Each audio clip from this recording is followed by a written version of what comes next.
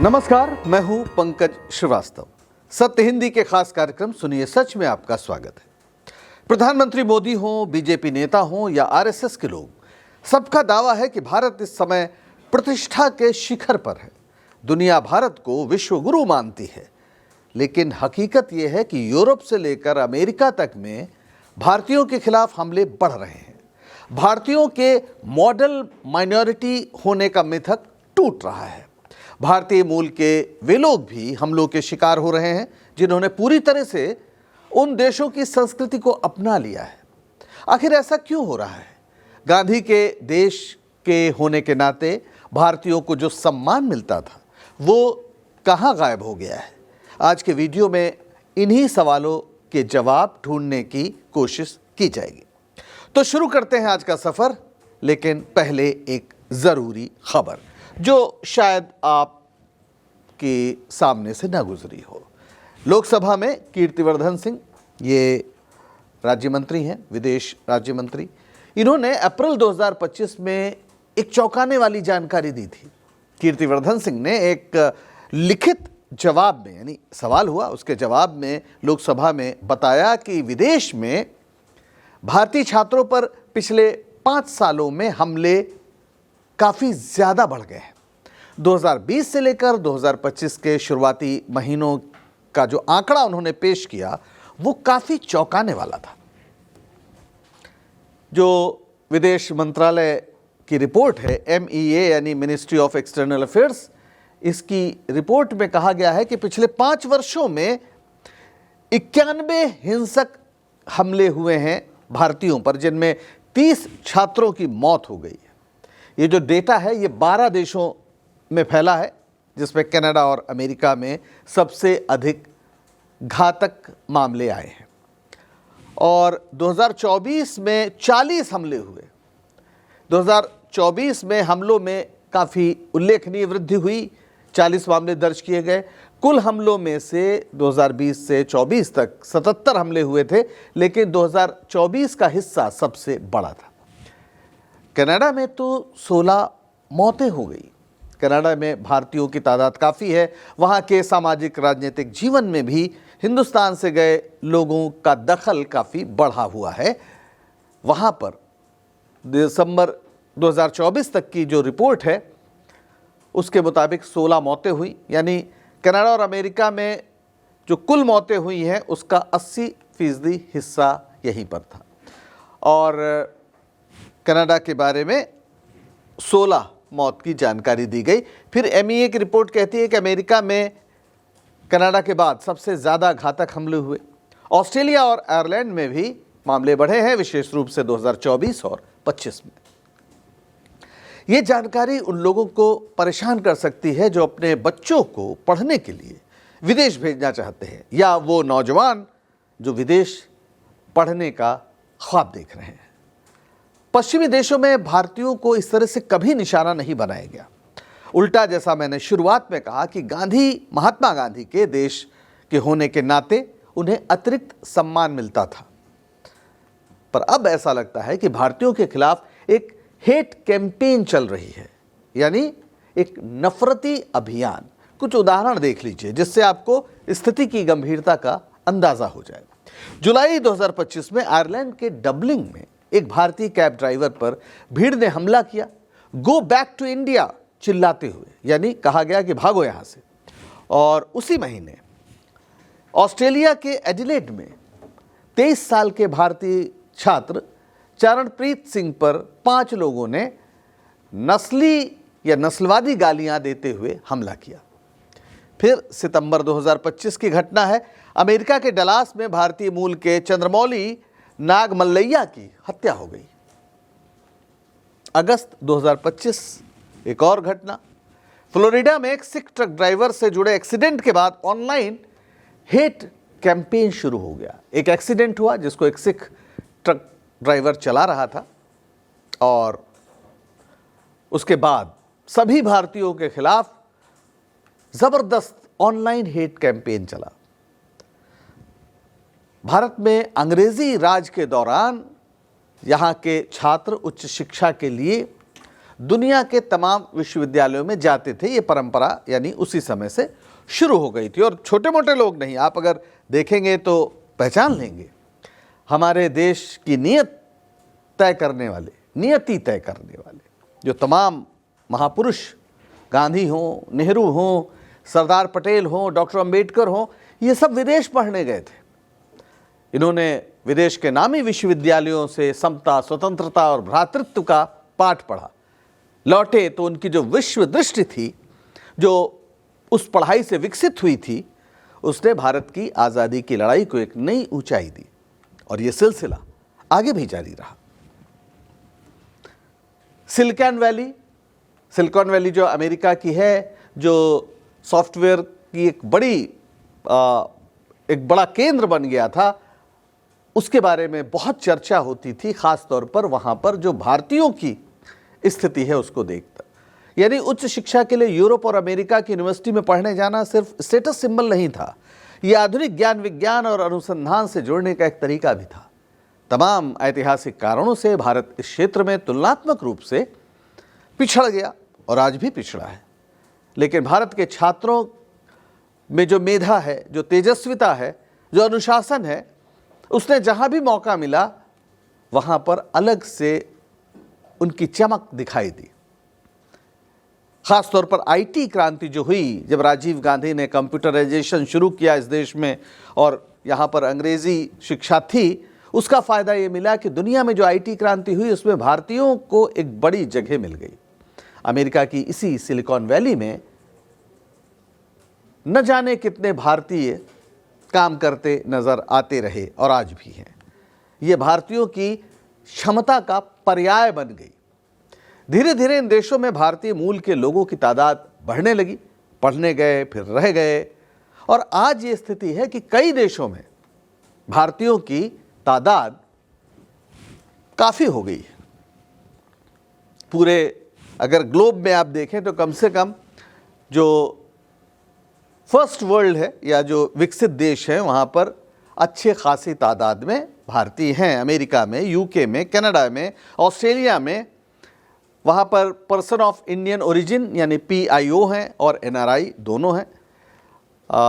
अप्रवासी जो यानी गए हैं वहाँ पर हैं, वापस भी आ सकते हैं या रह भी सकते हैं, और फिर उनकी जो अगली पीढ़ी हो जाती है, पता चलता है कि भाई इंडियन ओरिजिन है, लेकिन अब वो वहीं के नागरिक हैं।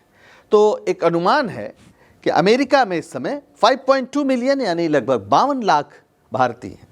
ये एशियन अमेरिकन्स में दूसरा सबसे बड़ा ग्रुप है और तेज़ी से बढ़ रहा है। फिर यूके लगभग 1.9 मिलियन से 2 मिलियन यानी 19 से 20 लाख।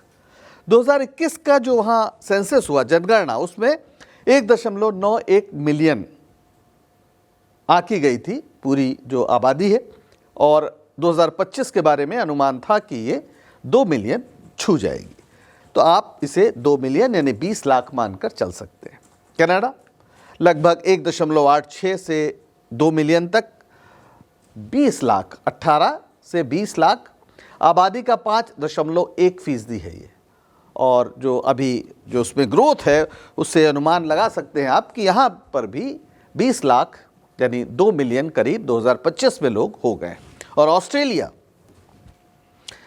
वहाँ पर 9.5 लाख से 10 लाख, यानी यहाँ पर भी करीब 1 मिलियन जो इंडियन डायस्पोरा है 2021 की जनगणना के मुताबिक, वो 1 मिलियन 10 लाख के बराबर हो गया।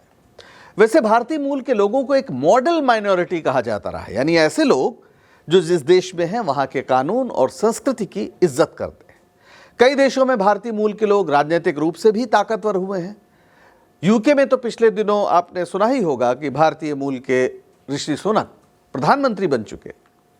कनाडा में भी कई कैबिनेट मंत्री भारतीय मूल से हुए हैं। अमेरिका में ट्रंप के कई खास सहयोगी भारतीय मूल के हैं। उनका शायद आपने तस्वीरें देखी हो, ये काश पटेल हैं, ये विवेक रामास्वामी हैं, ये तुलसी गबार्ड हैं। 2024 के चुनाव से पहले ये सारे लोग ट्रंप के खास सहयोगी थे और जब कैबिनेट बनी तो इन्हें भी महत्वपूर्ण पद दिए गए। अब ये जो पूरी स्थिति है, माना जा रहा है कि अमेरिका में भारतीय बहुत सफल हो गए हैं। अब रामास्वामी जो हैं, इन्हें बनाया गया था एलन मस्क के साथ DOGE यानी डिपार्टमेंट ऑफ गवर्नमेंट एफिशिएंसी के ये को-लीडर थे, को-लीड नियुक्त किया गया था, लेकिन अब ये नहीं रहे वहाँ। काश पटेल FBI के डायरेक्टर नियुक्त किए गए, लेकिन उन्हें भी बदलने की अफवाह चलती रहती है। Tulsi Gabbard director of national intelligence DNI नियुक्त हुई। लेकिन जब मागा जो है, मेक अमेरिका ग्रेट अगेन वाले जो लोग हैं, जो ट्रंप के ख़ास समर्थक हैं, वो जब ये लोग दिवाली के अवसर पर या तमाम ऐसे त्योहारों पर ट्वीट करते हैं तो इनको ट्रोल किया जाता है। इनसे कहा जाता है कि भारत वापस जाओ। व्हाइट हाउस में दिवाली की तस्वीरें या पार्टी की तस्वीरें जब पिछले दिनों पोस्ट की गई तो इन सब के खिलाफ एक अभियान चला ऑनलाइन, नस्लवादी बयानबाजी हुई। तो एक सम्मानजनक यानी मॉडल माइनॉरिटी जो थी वो घृणित, पिछड़ा और असंगत समुदाय अब कहला रही है। साल भर के अंदर ये परिवर्तन आ गया। हैरानी की बात यह है कि ये सारे लोग ट्रंप समर्थक हैं ज़्यादातर, और ये उनको ट्रोल करते हैं जो ट्रंप के सहयोगी हैं। यानी मेक अमेरिका ग्रेट अगेन का एक मतलब भारतीयों को भगाना भी बन गया है।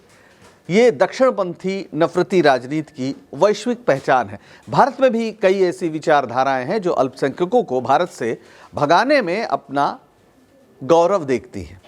बहरहाल ये घटनाएं विकसित देशों में हो रही हैं जहां अल्पसंख्यकों की सुरक्षा के कड़े कानून हैं और तमाम संवैधानिक संस्थाएं अब भी स्वायत्त ढंग से काम कर रही हैं। मीडिया भी काफ़ी हद तक आज़ाद है और कम से कम अल्पसंख्यकों के खिलाफ जंग में नहीं उतरा हुआ है जैसे भारत में हो रहा है। वहाँ इस मुद्दे पर काफ़ी लिखा पढ़ा जाता है। तो फिर भारतीयों पर बढ़ते हमले की वजह क्या है, आइए देखते हैं। सबसे पहला कारण तो इमिग्रेशन और जॉब कंपटीशन है। भारतीय ज़्यादा H-1B वीज़ा लेते हैं और जो टेक जॉब्स हैं यानी टेक्नोलॉजी से जुड़े जॉब्स, जो नौकरियां हैं, उसमें उनको काफ़ी बढ़त है। तो जो मागा के समर्थक हैं अमेरिका में, वो भारतीयों को अपनी तरक्की की राह में बाधा मानते हैं। उनको लगता है कि इनकी वजह से उन्हें नौकरी नहीं मिल रही है। और हाँ, भारतीय थोड़ा सस्ते में भी काम कर लेते हैं, तो जो कंपनियां हैं वो इन्हें इसलिए भी पसंद करती हैं कि इनकी तनख्वाह उन्हें कम देनी पड़ती है, जबकि अमेरिकी घंटे के हिसाब से जो पैसा लेते हैं वो उन्हें काफ़ी महंगा पड़ता है। और इस बीच आर्थिक संकट अमेरिका में भी बढ़ा है, यूरोप में भी बढ़ा है। यूरोप में घरों की कमी है और नौकरी के अवसरों की भी कमी है। तो इससे वजह बताया जा रहा माइग्रेंट्स को, यानी जो आप्रवासी हैं, जो बाहर से गए हैं। आयरलैंड में स्थानीय लोगों का कहना है कि भारतीय छात्रों और कामगारों की वजह से समस्या बढ़ गई है और जो धुर दक्षिणपंथी लोग हैं या जो संगठन है वो इस प्रचार को, सही हो गलत हो, काफ़ी बढ़ावा देते हैं। तीसरा, ऑनलाइन रेडिकलाइजेशन, यानी जो आपको सोशल मीडिया में इस समय कट्टरता दिख रही है। Centre for the study of organised hate CSOH, ये अमेरिका की संस्था है। इसकी रिपोर्ट्स दिखाती हैं कि 2025 में एंटी इंडियन पोस्ट जो है X पर, उन्हें मिलियंस व्यूज मिले, मिलियंस। पाजीट, ये एक नस्लवादी गाली वहाँ इजाद की गई है। पाजीट को कोई आप अंग्रेजी या लैटिन शब्द मत समझिए। दरअसल पंजाबी लोगों में पाजी कहने का बड़ा चलन है। आप ख़ास तौर पर अपने पिता को या बड़े लोगों को पाजी कहते हैं। तो वहाँ पर पाजीट एक शब्द आविष्कृत हो गया है जो भारतीयों को, ख़ास तौर पर हिंदुओं और सिखों को, एक तरह से नस्ली गाली बन गया है। कहा जाता है कि भारतीय गंदे हैं, इनकम्पैटिबल हैं, यानी असंगत हैं अमेरिका की संस्कृति के साथ, गोमूत्र पीते हैं, गोबर का इस्तेमाल करते हैं। इस तरह की बातें सोशल मीडिया में बड़े घृणित तरीके से फैलाई गई हैं। और चौथा, इस सब का जो असर होता है या इस सब के जो पीछे होता है वो है राजनीतिक ध्रुवीकरण। चुनावी साल जब होता है तो जाहिर है हेट क्राइम्स अमेरिका में भी बढ़ जाते हैं। अमेरिकी वेबसाइट वीसा वर्ज, जो अप्रवासियों की स्थिति पर, उनकी समस्याओं पर प्रामाणिक ढंग से चर्चा करती है, उसका कहना है कि 2024 के चुनाव के बाद US में नस्ली गालियों में 66% का इजाफा हुआ। यानी काफ़ी ऑनलाइन गाली गलौज इस समय भारतीयों के खिलाफ हो रहा है। और इसमें एक और वजह है, हालांकि ये बात कही जाती है कि भारतीय तो वैध तरीके से ही जाते हैं, इसलिए उनकी तुलना आप मैक्सिको वगैरह से आने वालों से नहीं कर सकते हैं, लेकिन होमलैंड सिक्योरिटी डिपार्टमेंट ने अनुमान लगाया है अमेरिका की 2022 में कि अमेरिका में लगभग 2 लाख अवैध भारतीय हैं, 2 लाख। इसके अलावा प्यू और सेंटर फॉर माइग्रेशन स्टडीज़ की जो स्वतंत्र रिसर्च हैं वो कहती हैं कि 2022 तक अमेरिका में 7 लाख से ज़्यादा अवैध भारतीय थे। और एक 5वां कारण भी है, ये है अवैध तरीके से अमेरिका में जाने वालों की तादाद को लेकर। वैसे तो कहा जाता है कि भारतीय आमतौर पर लीगल तरीके से ही, यानी वैध तरीके से ही अमेरिका में जाते हैं, लेकिन होमलैंड सिक्योरिटी विभाग ने 2022 में यह अनुमान लगाया कि अमेरिका में लगभग 2 लाख अवैध भारतीय हैं। इसके अलावा प्यू और सेंटर फॉर माइग्रेशन स्टडीज़ की स्वतंत्र रिसर्च है जो कहती है कि 2022 तक भारत में 7 लाख से ज़्यादा अवैध भारतीय हो चुके हैं, जो इन्हें देश में तीसरा सबसे बड़ा अवैध समूह बनाता है।